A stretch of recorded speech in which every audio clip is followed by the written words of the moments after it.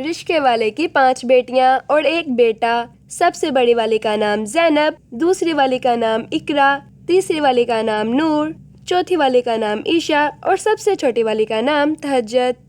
ان کے بابا اپنے 5 بیٹیوں اور اپنے بیٹے سے بہت پیار کرتے تھے۔ وہ ان سب کی خواہشات ہمیشہ پوری کرتے تھے۔ ان کے بابا روزانہ صبح اپنا رشکہ لے کر کام کے لیے نکل جاتے تھے۔ سب سے بڑی بیٹی زینب پڑھ لکھ کر بچوں کو ٹیوشن پڑھاتی تھی۔ دوسری بیٹی اقرا لوگوں کے بہت اچھے کپڑے سٹچ کرتی تھی۔ تیسری بیٹی نور جو کہ اسکول میں بچوں کو پڑھانے جایا کرتی تھی۔ چوتھی بیٹی عیشا جو کہ بھی پڑھ رہی تھی، کالج جایا کرتی تھی۔ 5ویں بیٹی تہجد جو کہ ابھی اسکول جاتی تھی۔ تینوں بیٹیاں مل کر اپنے باپ کا ساتھ دیتی تھیں۔ شام کو ان کے بابا کام کر کر گھر واپس آ جاتے ہیں اور سب اکٹھے بیٹھ کر باتیں کر رہے ہوتے ہیں۔ ان کی ماں تہجد سے کہتی ہے، تہجد تمہارے اسکول کے ٹیسٹ کیسے چل رہے ہیں؟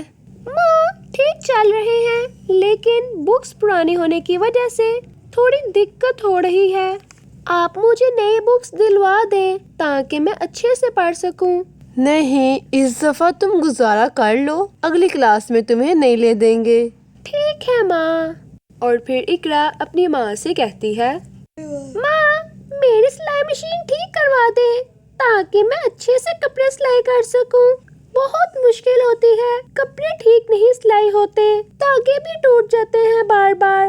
نور اقرا سے کہتی ہے، اقرا تم میرا ایک سوٹ سلائی کر دو گی؟ میرے اسکول میں ایک فنکشن آ رہا ہے، پہن لوں گی۔ سارے سوٹ پرانے ہو چکے ہیں، میرے پاس کوئی سوٹ نہیں ہے، سی دو۔ ٹھیک ہے، جب مشین ٹھیک ہوگی میں سلائی کر دوں گی۔ اور پھر تہجد بولتی ہے، آپی میرا بھی ایک سوٹ سلائی کر دینا۔ ہاں تمہارا تو میں سب سے پہلے ہی کروں گی۔ اب ٹھیک ہے یا اور کچھ بھی؟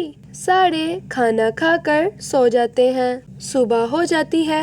ان کے بابا ناشتہ کر کر کام پہ جا ہی رہے ہوتے ہیں تو ان کے چچا آ جاتے ہیں۔